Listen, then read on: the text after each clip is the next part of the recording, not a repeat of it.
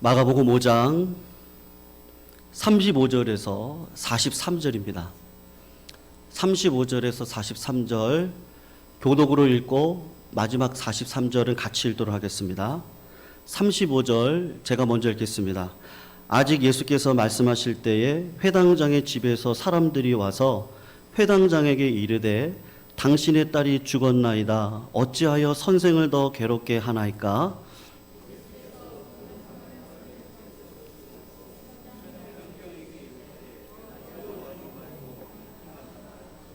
베드로와 야고보의 형제 요한 외에 아무도 따라옴을 허락하지 아니하시고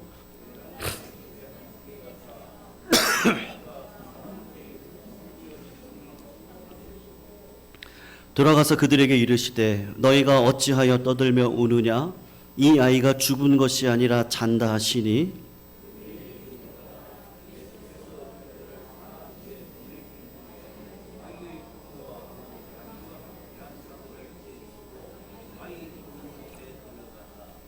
그 아이의 손을 잡고 이르되 달리다고 하시니 번역하면 곧 내가 내게 말하노니 소녀야 일어나라 하심이라.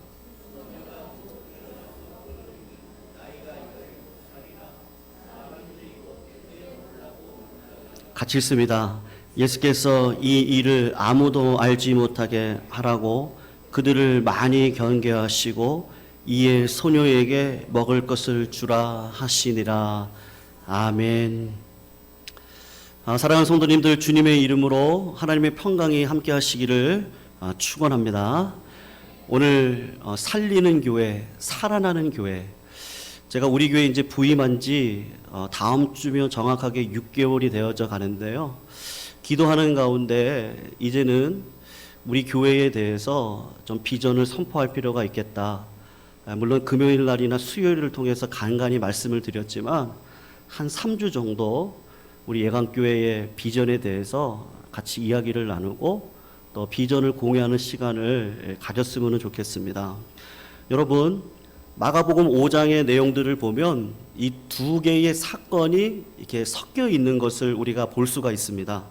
제일 먼저 나오는 사건이 뭐냐 하면 야이로의 딸이 죽겠다라는 이야기가 나옵니다.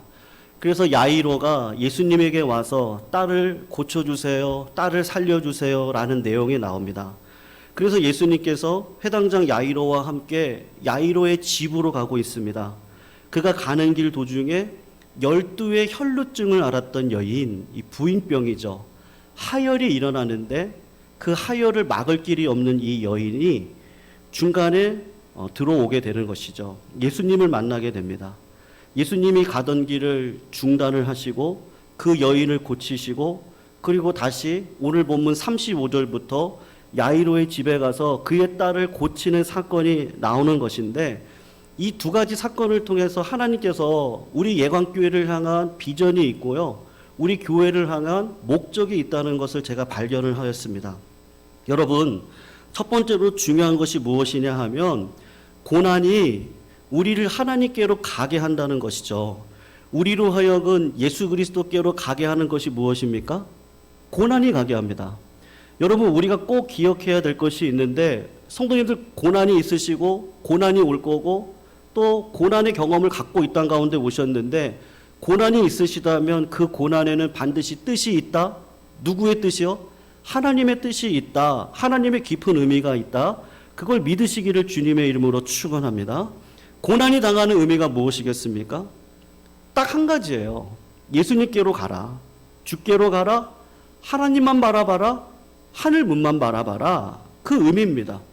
평탄함을 가지고 하나님께서 유복하게 살게 만드실 때 그때마다 하나님께서 고난을 주시는 이유가 무엇이냐 하면 영생이거든요. 너희가 세상 힘 믿고 살아가다가는 그 영생 놓칠 것 같으니까 영원한 가치, 더 중요한 가치를 붙들기 위해서 우리를 각성하기 위한 채찍이 뭐냐 하면 고난이라는 것이죠. 성도님들, 우리가 읽진 않았는데 오늘 본문 22절, 23절을 한번 보세요. 보시면 이렇게 이야기를 하는데 회당장 중에 하나인 야이로가 하는 이가 와서 예수를 보고 발 아래 엎드려 간곡히 구하여 이르되 내 어린 딸이 죽게 되었사오니 오셔서 그 위에 손을 얹으사 그로 구원을 받아 살게 하소서 하거늘이라는 말씀이 나옵니다. 여러분, 야이로는요, 오늘 본문에 뭐라고 그러죠? 회당장 중에 한 사람이라고 그럽니다. 그러니까 이 야이로는 회당장이라는 거예요. 한 교회로 따지면 담임 목사라고 하는 겁니다. 회당장 정도 되는 사람이 예수께 나올 리가 있겠습니까? 회당장이면 유대인 중에 유대인이거든요. 그 당시 유대인들이 예수 그리스도를 미워할 당시니까 체면도 있고 남의 눈도 있습니다. 그러니까 나올 사람이 아니에요. 그리고 지위가 높으면 높을수록 쉽게 다른 것을 접근한다, 마음문을 연다, 그런 거가 쉽지가 않습니다. 회당장 야이로가 그랬던 사람입니다. 도저히 자기 위치에서는 예수님께 도저히 나아갈 수 없는 자, 체면이라는 장벽이 있고 다른 사람의 시각이라는 장벽이 있는데, 이 사람이 그런 모든 체면도 다른 사람의 시각도 다 깨고 지금 어떻게 나오냐면 엎드렸다 그래요. 무릎을 꿇었다는 것이죠. 그리고 구하는데 간곡히 구했다 그래요. 성도님들, 체면 위주의 사람이에요. 회당장입니다. 유대인 중에 유대인이에요. 많은 사람들이, 유대인들이 예수 그리스도를 제약시하는 이 상황 가운데 이 회당장 야이로가 주님께 나올 수 있었던 이유는 뭐죠? 딱 하나, 고난입니다. 여러분, 저는 우리가 인생을 살아가다 보면 그런 것들을 많이 겪게 된다고 생각해요. 어떤 분들은 그렇게 이야기를 하세요. 인생의 평안함이 강점이라고, 평탄함이 강점이다. 어떤 분들은 하나님의 복이죠. 그게 뭐 재물이 됐던, 권력이 됐던, 자리가 됐던, 자녀의 축복이 됐던, 은사가 됐던, 그게 힘이라고 생각합니다.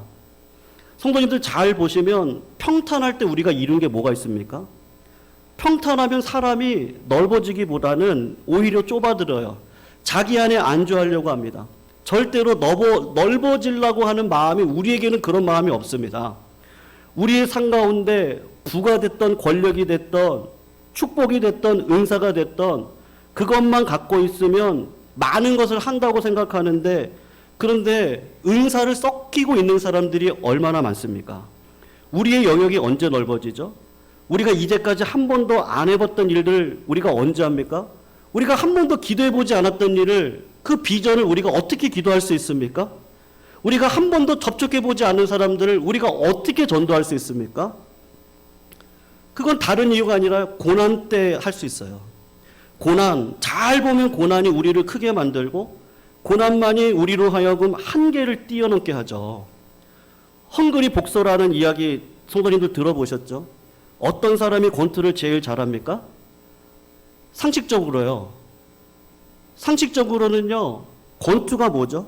사람 두들겨 패가지고 이기는 건데, 그러면 힘 있는 사람이 이길 것 같아요. 잘 먹는 사람이요. 고기 먹는 사람, 갈비 먹는 사람이 실제로 이길 것 같은데, 실제 경기에서는 누가 이겨요? 헝그리 복서가 이겨요. 배고픈 자가 이깁니다. 배고픈 사람이 이기더라는 거죠. 우리의 삶 가운데서 하나님께서도 마찬가지라 생각하는데, 그 어떤 힘으로도 넘을 수 없는 한계를 고난이라는 축복을 통해서 우리를 뚫고 넘어가게 하십니다. 야이로를 축복했어요. 딸의 죽음의 사건을 통해서 그에게 축복하세요.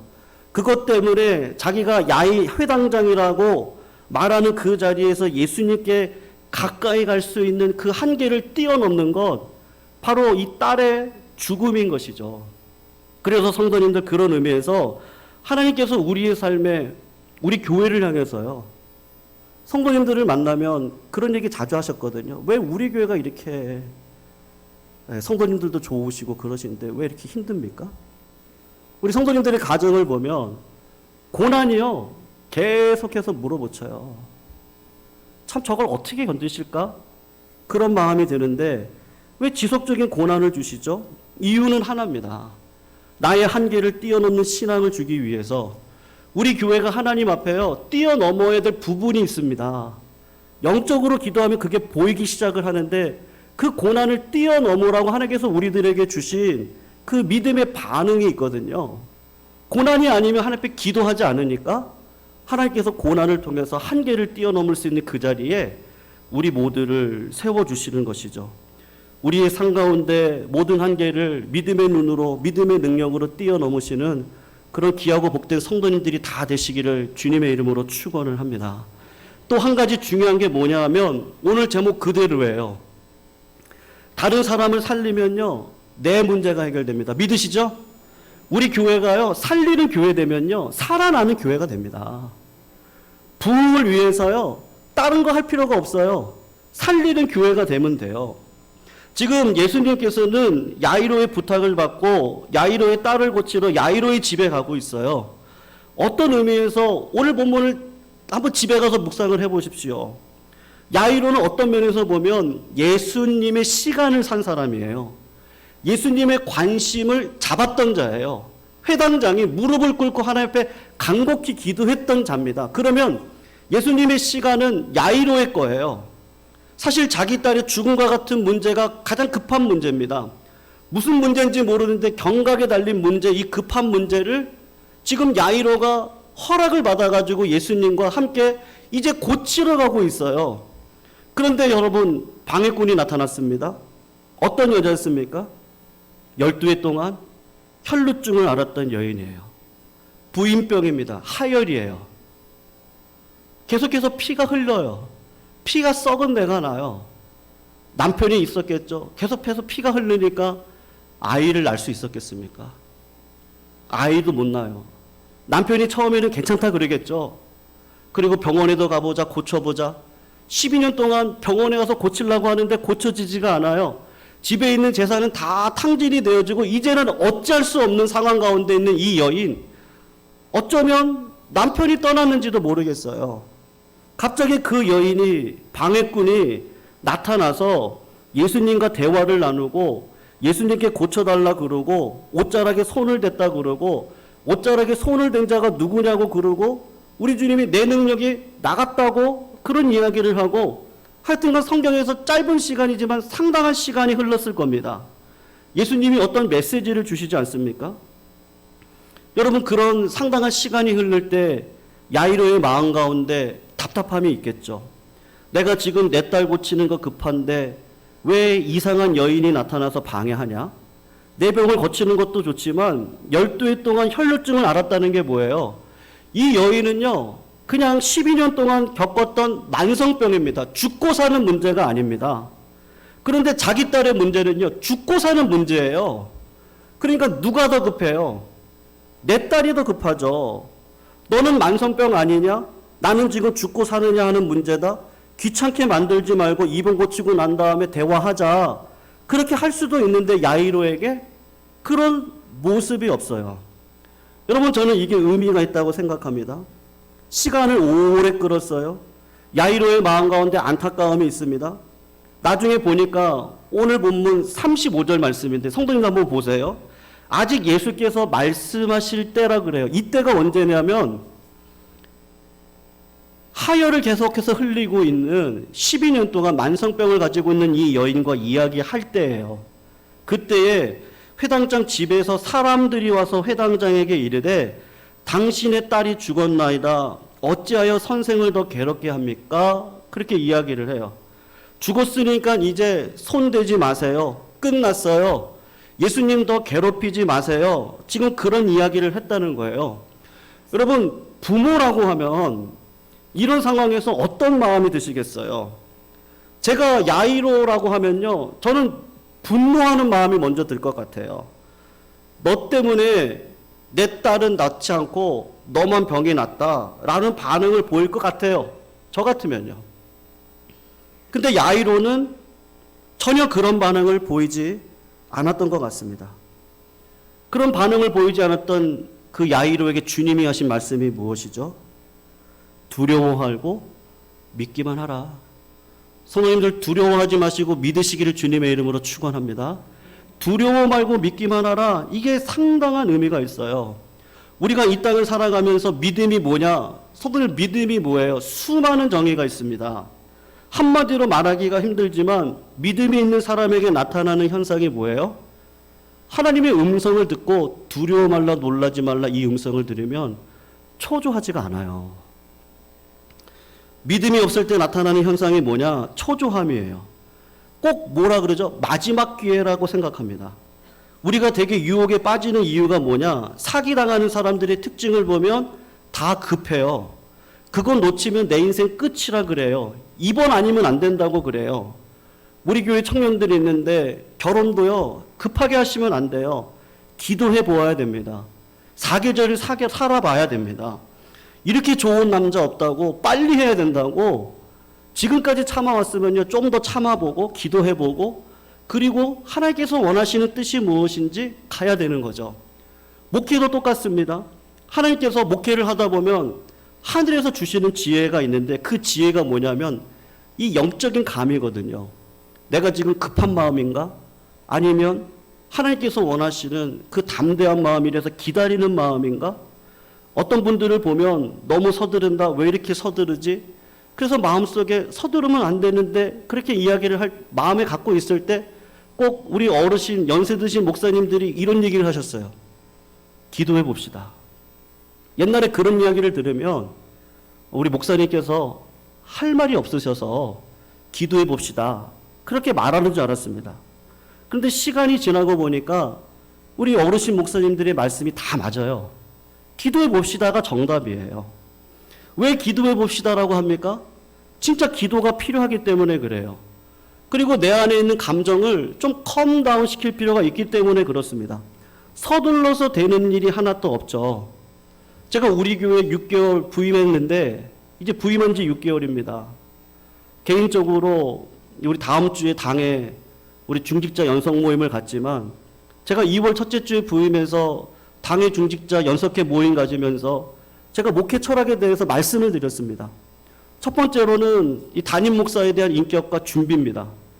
제가 이 지역사회에서 좋은 목사로 평가가 돼야 되니까 제가 열심히 하겠습니다. 그렇게 목회 철학을 말씀드렸어요. 두 번째로는 우리 교회 어르신들 잘 대접해 드려야 됩니다. 가정에 아비가 없는 가정은요, 외로워요. 아비가 없는 가정은 깨진 가정입니다. 우리 교회도 마찬가지예요. 아비가 없는 교회를 만드는 건 안 됩니다. 그래서 우리 어르신들을 잘 대접해 드리면 그게 다음 세대의 복으로 옵니다. 그런 말씀을 드렸어요. 그리고 우리 교회가 기도가 살아있는 교회가 되었으면 좋겠어요. 우리 교회가 도심 속의 기도원과 같은 교회가 되어지기를 주님의 이름으로 축원합니다. 모두 다 만민이 기도하는 집이 되어졌으면 좋겠고 기도의 1번지, 응답의 1번지가 되는 교회가 되어졌으면 좋겠어요. 올 한 해 그냥 1년 동안 다른 거 다 말고 그냥 기도하는 일에 그리고 구역 모임을 통하여서 우리 성도들이 그냥 코로나19로 인해서 지금 이렇게 예배만 드리고 왔다 갔다 하는데 우리가 성도님들의 삶이 어떤지도 좀 알고 그리고 위에서 좀 기도를 하다 보면 중보기도의 능력도 알고 그리고 같이 눈물도 흘리고 기쁜 일 있을 때 같이 웃기도 하고 하는 그런 구역 모임이 올 1년이 지나가면서 좀 정착이 됐으면 좋겠다. 그런 많은 기도의 제목들이 있습니다.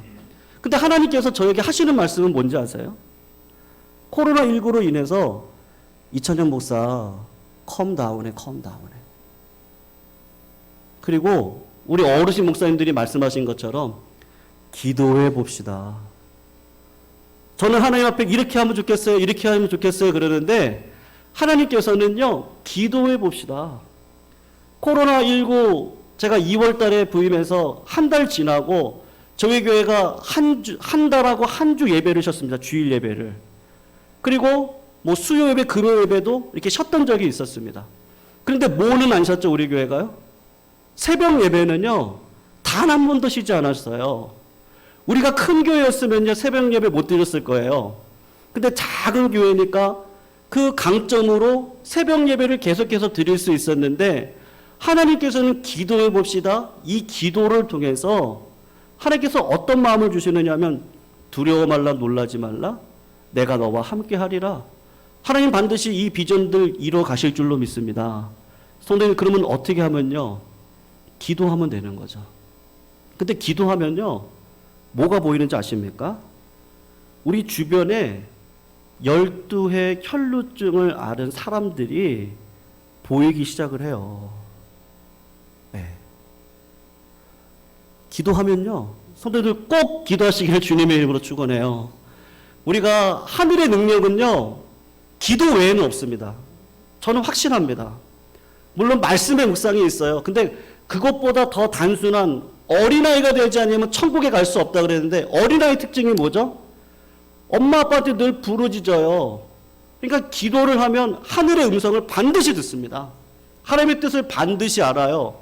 그리고 하나님을 사랑할 줄 아는 방법들을 깨닫게 돼요. 그게 습관이 되고 훈련이 돼요. 경건의 모양이 아니라 능력이 되는 일들이 내 삶 가운데 일어나고 주님의 음성을 듣는데 그 주님의 음성이 뭐죠? 살리는 사람이 되라는 거예요. 살리는 교회가 되라는 거예요. 하나님을 사랑하면 내 주변에 그전에는 몰랐어요. 근데 저런 걸로 신음하고 계시네? 어떤 분 눈물 흘리고 계시는 분들이 계시고, 가끔 낮에 제가 기도하러 올라오면 어떤 분들 등만 보이죠. 등이 흐느끼고 있는 그 모습. 그런 성도님들의 삶이 보이기 시작을 합니다. 여러분, 기도를 하면 주변에 12의 혈루증을 앓은 여인이 있구나. 그리고 야이로가 가지고 있던 생각, 저 여인이 먼저 고침받고 그리고 내 딸 고침받으면 되는 거예요. 그 믿음이 있었던 거예요. 그러니까 원망과 불평을 하지 않았다고 어떤 단어도 나오지 않아요. 야이로에게 믿음이 있었던 거예요. 그러니까 하나님께서 고난이 없이는 영광이 없습니다. 우리 교회가요, 하나님 앞에 기도하지 않고 어떻게 하나님께서 원하시는 교회로 설 수 있습니까? 십자가의 길을 가지 않고 어떻게 주님께서 원하시는 교회로 설 수 있겠어요? 야이로는 그런 그릇이 되는 거예요. 하나님이 보시니까 믿음이 있어요. 그런 일 가운데도 원망하지 않아요. 하나님을 늘 바라보고 있어요. 그러니까 예수 그리스도께서 저 사람 말 믿지 말고 나를 믿으라는 거예요. 두려워 말고 믿기만 해라. 여러분, 창세기 26장을 가면 이삭이 나와요. 이삭과 그랄 목자들의 싸움이 일어나요. 이삭이 했던 일이 있어요. 성도들, 신앙은 본대로 됩니다. 배운 대로 하지 않아요. 본대로 해요. 그래서 우리가 어르신들을 잘 대접해 드리는 이유가 사실 어르신들 잘 되기 위함도 있지만 내가 잘 되기 위함도 있는 거예요. 왜냐면 우리 자녀들이 똑같이 보고 배우기 때문에.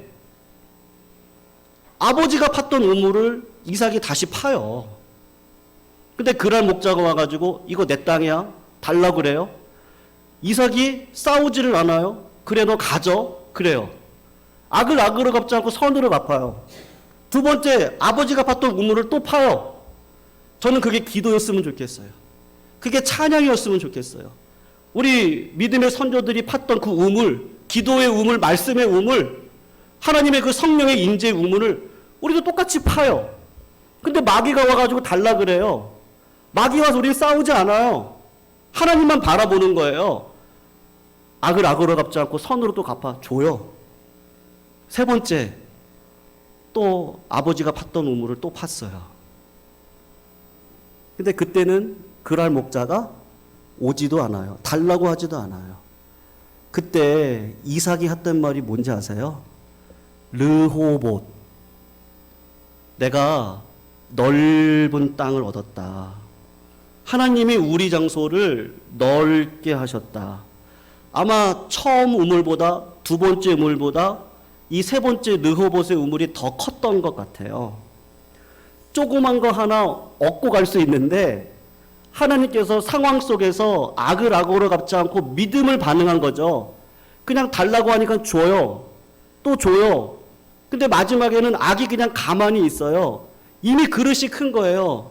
처음에 그 우물을 얻었으면 정말 작은 우물을 얻을 텐데 하나님께서 그 세 번의 과정을 통해서 이삭의 마음을, 그릇을 넓혀주시고 더 좋은 우물로 하나님께서 주시는 거죠.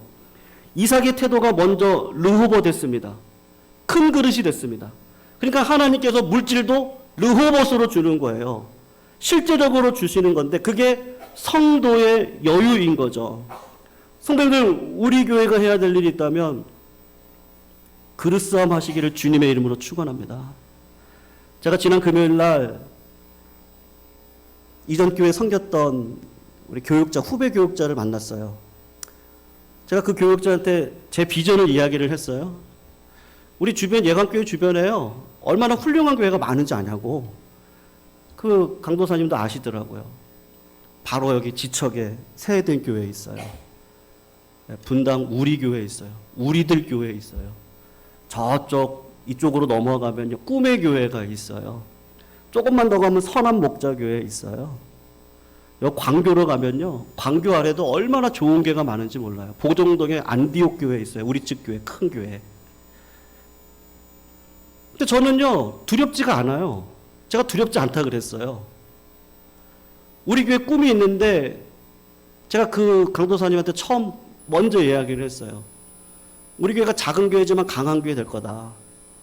우리 교회는요, 그냥 건물 키우는 교회가 아니에요. 앞으로는 그런 교회 되면 안 됩니다. 건물 키우는 교회 되면 안 되고 사람 세우는 교회 되는데 우리 교회 이 본당으로 충분해요. 우리 교회가 여기서 300명만 되면 분리개척도 하고 부교역자들 키워야 되잖아요. 비전이 있어야 부교역자들도 오죠. 좋은 목사님들 키워야 되잖아요. 한국교회를 세울 수 있는. 그리고 멀리 개척시키지도 말아요. 그냥 가까운 데 개척시켜가지고 우리 성도님들 오고 가면서 그 교회 세워주고 안 되면 다시 와도 돼요. 하나님께서 원하시는 교회를 세워가는 거죠. 우리 안에 머물러 있으면 안 되는 거죠. 제가 그 이야기를 하면서 그런 비전을 가질 수 있는 교육자 있으면 소개 좀 해달라고. 씨앗이 좋은 교육자 있으면 좀 소개 좀 해달라. 우리 교회 그런 교육자 와서 같이 뛰다가 그렇게 분립해서 온 성도님들의 기도와 눈물과 물질로 또 다른 예강교회가 세워져서 우리는 부모의 마음으로 기도하는 거, 우리 교회보다 더 큰 교회 되게 해주십시오. 우리 교회보다 더 큰 영혼을 섬길 수 있는 교회 되게 해주십시오. 아버지 어머니의 마음이 내 자식 잘 되면 기쁘잖아요. 우리 교회가 그런 교회로 살리는 교회 되면 우리 교회 반드시 살아날 줄로 믿습니다. 그런 비전이 없으면 우리 교회 맨날 예배 드려도 하나님께서 그냥 문 닫으라 그러실 거예요. 성도님들, 오늘 보면 야이로 딸을 살릴 때 그냥 무리들 쭉 모아놓고 살린 게 아니라 37절을 보면요, 제자 3명만 데려갑니다. 베드로, 야고보, 요한. 여러분, 하나님은 공평하신 하나님이 아니에요. 하나님은 골짜기도 만들고 평지도 만들고 높은 산도 만드세요.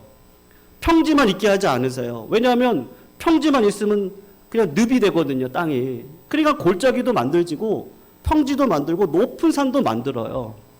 제자들도 마찬가지예요. 3명의 제자들을 특별히 예수님이 훈련시키셨는데 딱 3번의 경우만 이 3제자들을 끌고 다녔어요. 첫 번째가 이 야이로 딸을 고칠 때예요. 12명의 제자 중에 3명만 딱 데려가서 야이로의 딸을 고치면서 3 제자들에게 뭘 보여줬죠? 아, 우리 주님이 죽음도 이기시는 분이구나. 그거를 알려주셨어요. 변화산에 가실 때 이 제자를 딱 데려갔어요. 데려가서 3 제자가 본 게 뭐죠? 아, 우리 주님이 부활의 영광을 가지고 계신 분이구나. 우리 주님이 예배의 임재의 영광을 가지고 계신 분이야. 그걸 깨닫게 하세요. 그리고 마지막에 죽기 전에 십자가 달려 돌아가시기 전에 겟세마네 동산에 이 3 제자를 데려가시죠. 그리고 기도의 능력이 만사구나. 기도를 하니까 십자가를 질 수 있구나.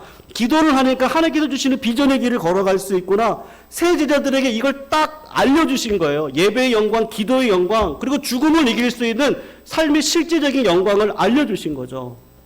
야고보는 순교했어요. 사도 요한은 늦은 나이까지 살아 계셔서 요한계시록을 썼어요.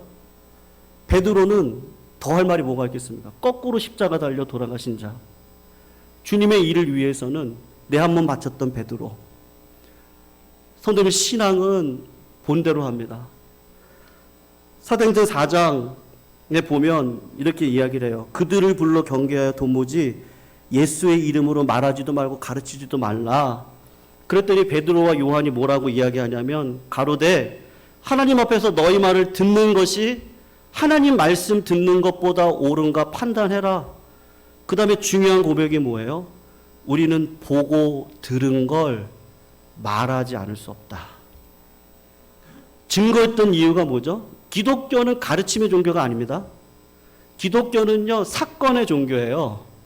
그 부활의 그 실제 사건을 봤던 자들이 있어요. 그 봤었기 때문에 팔이 잘려도 기름에 튀겨 죽인다 그래도 화형을 시킨다 그래도 이걸 거부할 수 없는 거예요. 왜냐하면 봤기 때문에요. 하나님께서 우리 교회 가운데 영광을 보여주실 줄로 믿습니다. 성도들 그 영광을 보면요, 내가 하고 싶지 않아도 성령에 매여서 그 일을 할 수밖에 없는 그 자리까지 가거든요. 성도님들, 우리 예강교회가요, 그런 큰 그릇 되었으면 좋겠습니다. 그래서 우리 교회가 더 큰 그릇도 되고,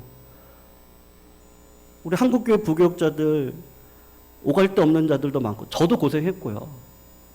우리 백장로님의 우리 자녀분 되신 장남 우리 백훈기 목사님도 목회자의 길이 쉽지가 않습니다. 근데 좋은 목회자 한 명 키우면 한국교회가 삽니다. 한 나라가 살고 지역사회가 살 수 있습니다. 그거 우리 교회가 감당했으면 좋겠습니다. 우리 교회가요. 우리 교회가 그런 소망과 비전 가운데 살리는 교회, 먼저는 우리 가정을 살렸으면 좋겠어요. 우리 가정의 남편들. 영적인 권위는 성도님들, 제가 남성 위주의 사람이 아닙니다. 근데 성경이 이야기하는 건 이삭이 리브가에게 손을 얹고 기도했을 때 태문이 열렸던 것처럼 하나님은 그렇게 역사하시거든요. 어르신을 공경하면 후대가 잘 되는 게 마찬가지 원리죠. 그래서 가정에서는 우리 남성분들이 새벽 예배를 깨워주셨으면 좋겠습니다.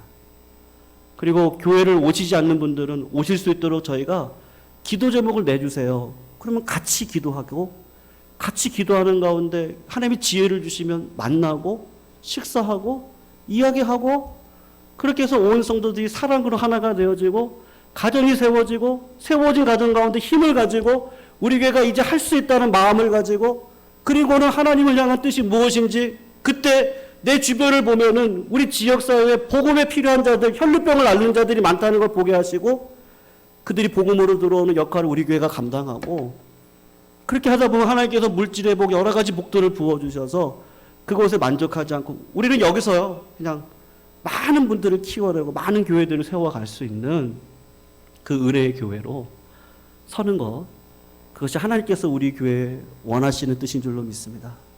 성도님들, 야이로의 믿음이 우리 교회의 믿음으로 서시기를 주님의 이름으로 축원합니다.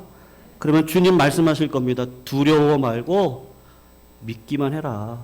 누가 하세요? 우리 아까 찬양했지만 주가 일하시네. 주가 일하시네. 그 앞에 찬양, 우린 주님이 일하실 때까지, 주님 오실 그날까지 십자가 지고 가겠습니다. 십자가 지는 길 하나님께서 다 말씀하실 거예요. 그 말씀 앞에 순종하셔서 우리 예감교회 하나님께서 쓰시고도 남음 있는 그런 교회로 쓰임 받을 수 있도록 성도님들 마음을 모아주시기를 부탁드립니다. 우리 그 마음은요 다른 거 아닙니다. 제가 금요일날도 말씀드렸는데, 죄송합니다 우리 공항석 집사님, 제가 뭘 할 수 있어요? 저한테 그러시더라고요. 근데 집사님 기도하시면 돼요. 기도해 주시면 돼요. 집사님, 이 어린 목사가 이야기를 하는데 순종하세요. 그래서 새벽에 나오셔서 기도하세요. 지금요. 그냥 한 사람 한 사람이 기도하면 됩니다. 그리고는 그냥 아버지 마음을 우리가 가질 수 있습니다. 누구든지 품을 수 있는 마음. 그 마음을 품고 이전 것은 이제 기억 안 했으면 좋겠어요. 그리고 앞으로 우리 교회가 어떻게 나아갈지를 우리가 힘을 모으고 그냥 기도하는 일에 한 마음이 되어서 그 길을 걸어갈 수 있었으면 좋겠습니다. 우리 성도님들, 소망과 희망이 하나님께 있음에 오늘도 근심의 상황은 있지만 우리가 주님이 주신 평안을 바라보고 오늘도 힘있게 걸어가시는 주님의 거룩한 성도님들 되시기를 주님의 이름으로 축원합니다. 우리 찬양 486장 우리 일어나서 찬양하시고 제가 기도